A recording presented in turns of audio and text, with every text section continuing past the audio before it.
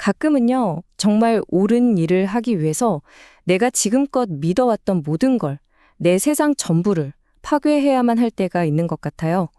오늘 이야기는 바로 그런 도덕적 반항에 대한 가장 위대한 이야기 중 하나입니다. 스스로 지옥으로 가겠다고 선언했던 한 소년의 여정, 지금 바로 따라가 보시죠. 자, 시작부터 한번 도발적인 질문을 던져볼게요. 법을 어기는 것, 사회가 정해놓은 규칙을 깨는 행동이 과연 옳은 일이 될 수도 있을까요? 질문을 조금만 더 파고 들어가 볼까요? 만약에 법을 지키는 게 오히려 내 인간성을 짓밟고 세상에 단 하나뿐인 소중한 친구를 배신하는 길이라면 그때는요? 여러분의 영혼을 걸고 어떤 선택을 하시겠어요? 자, 이야기의 첫 번째 막을 열어보겠습니다. 우리의 주인공 허클베리 핀이 도대체 뭘 그렇게 필사적으로 벗어나고 싶어 했는지 그를 꽁꽁 올감했던 규칙이라는 감옥 속으로 한번 들어가 보죠. 주인공 허크는 더글라스 과부 댁에서 살고 있어요. 이 과부님은 허크를 어떻게든 문명화시키려고, 그러니까 점잖은 아이로 만들려고 정말 애를 많이 쓰시죠. 근데 허크한테는요, 이런 규칙으로 꽉 찬 삶이 정말이지 견딜 수 없는 감옥 그 자체였어요. 이게 얼마나 숨막혔을지 감이 오시나요? 매일 씻어야지, 공부해야지, 교회 가야지, 밥 먹을 땐 얌전히 있어야지. 어쩌면 우리에겐 너무나 당연한 이런 일상들이요. 자유로운 영혼이었던 허크에겐 숨통을 꽉 조여오는 족쇄나 다름없었던 거예요. 근데 허크한테는 이 문명이라는 감옥보다 훨씬 더 끔찍한 진짜 위협이 닥쳐옵니다. 바로 알코올 중독의 폭력적인 아버지, 펩이었죠. 이 아버지가 허크를 납치해서 강가의 외딴 오두막에 가둬버려요. 정말 아이러니하죠? 문명이라는 정신적인 감옥에서 벗어나려고 발버둥치다가 이제는 진짜 물리적인 감옥에 갇혀버린 신세가 된 겁니다. 바로 이 지점에서 호크의 대담함이 정말 폭발합니다. 이 두 개의 끔찍한 감옥에서 완전히 벗어나기 위해 진짜 상상도 못할 계획을 세우거든요. 돼지를 한 마리 잡아서 그 피를 오두막에 흥건하게 뿌려요. 마치 자기가 끔찍하게 살해당한 것처럼 현장을 꾸민 거죠. 완전한 자유를 얻으려고 이 세상에서 허클베리 핀이라는 존재 자체를 아예 지워버린 겁니다. 그리고 바로 여기에서 이 이야기의 거대한 전환점이 시작됩니다. 한 운명적인 만남이 허크의 여정, 아니 그의 영혼 전체를 송두리째 바꿔놓게 되거든요. 자신의 죽음을 위장하고 잭슨 섬으로 숨어든 허크. 그는 거기서 정말 생각지도 못했던 인물과 마주칩니다. 바로 자기처럼 탈출한 노예, 짐이었어요. 억압적인 사회로부터 내쳐진 두 아웃사이더가 같은 자유의 섬에서 정말 운명처럼 만나게 된 거죠. 이 둘의 상황을 비교해보면 정말 흥미로운 지점이 보여요. 허크는 답답한 문명을 피해서 도망쳤잖아요. 근데 짐은 목숨을 위협하는 잔인한 노예제도로부터 탈출한 거였어요. 그러니까 허크한테 자유가 좀 추상적인 이상에 가까웠다면 짐에게 자유는 생존 그 자체, 말 그대로 실질적인 필수품이었던 겁니다. 그 무게감과 절박함이 처음부터 차원이 달랐던 거죠.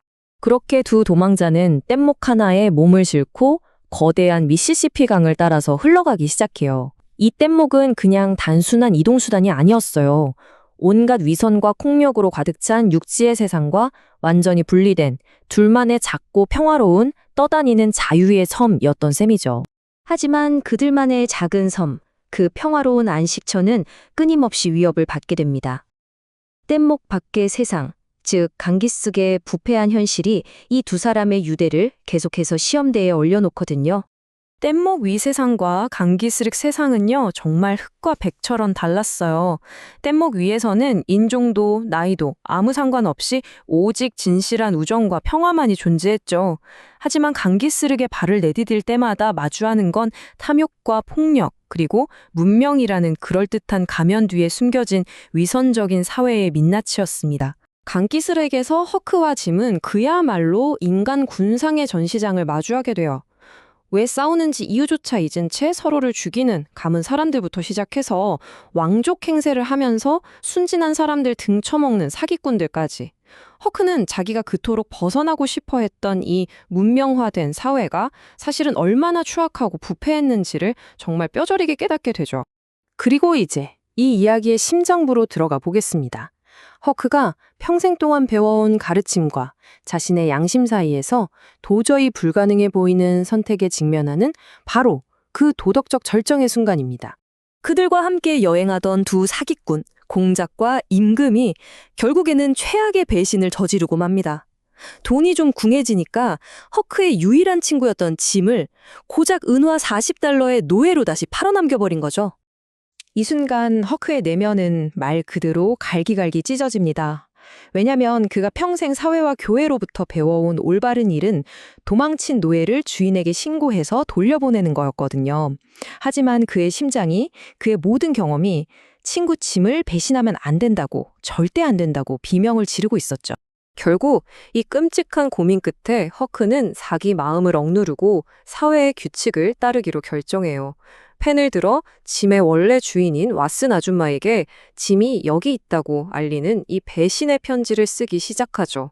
이게 바로 그를 올가매던 위선적인 문명의 목소리였던 겁니다. 그런데요, 편지를 다 쓰고 보내려는 바로 그 순간, 뗏목 위에서 짐과 함께 했던 모든 기억들이 폭풍처럼 머릿속을 스쳐 지나가요.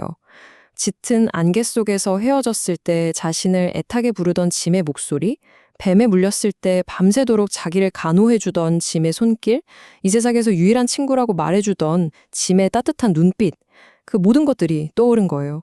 그리고 바로 그 순간 허크는 미국 문학사에서 가장 위대하고도 통쾌한 결단을 내립니다. 그님 편지를 갈기갈기 찢어버리면서 이렇게 말하죠. 좋아, 그렇다면 나는 지옥으로 가겠다. 이건 사회와 종교가 정해놓은 그 지옥을 기꺼이 받아들이고 오직 자신의 마음이 가리키는 옳음을 따르겠다는 한 소년의 가장 위대한 선언이었습니다. 자, 지옥행을 선택한 허크의 여정은 과연 어떻게 끝이 날까요? 이제 이야기의 결말을 통해서 이 소설이 우리에게 던지는 자유의 진짜 의미가 뭔지 함께 파헤쳐 보겠습니다. 허크가 짐을 구하기 위해 도착한 곳에서 그의 오랜 친구 톰 소여가 나타나 구출 작전을 돕겠다고 나서요. 근데 톰의 방식은 목숨을 걸었던 허크와는 차원이 달랐어요. 사실 톰은 짐이 유언에 따라 이미 자유의 몸이 됐다는 걸 처음부터 알고 있었거든요. 그런데도 오직 소설처럼 멋진 모험을 즐기고 싶다는 그 이기적인 이유 하나만으로 짐의 목숨을 담보로 위험하고 잔인한 장난을 벌인 거죠. 그리고 이게 바로 허클베리 핀의 마지막 선언입니다. 그는 자기를 또다시 입양해서 문명인으로 만들려는 시도로부터 도망치겠다고 말해요. 왜냐하면 강 위에서의 모든 여정을 통해 허크는 이제 문명이라는 세상이 사실은 얼마나 위선적이고 도덕적으로 파산했는지를 완벽하게 깨달았기 때문이에요. 그에게 진짜 자유란 어딘가에 정착하는 게 아니라 그 부패한 세상으로부터 영원히 계속해서 멀어지는 그 여정 자체였던 거죠. 결국 허클베리 핀의 모험은 100년이 훌쩍 지난 오늘을 사는 우리에게도 똑같은 질문을 던지고 있습니다. 세상이 정해놓은 옳음과 여러분의 양심이 외치는 목소리가 정면으로 충돌할 때 당신은 과연 어느 쪽을 따르시겠습니까? 그 선택의 끝에서 기다리는 것이 설령 세상이 말하는 지옥이라 할지라도 말이죠. 시청해주셔서 감사합니다. 구독과 좋아요 부탁드리고 다음 영상에서 만나요.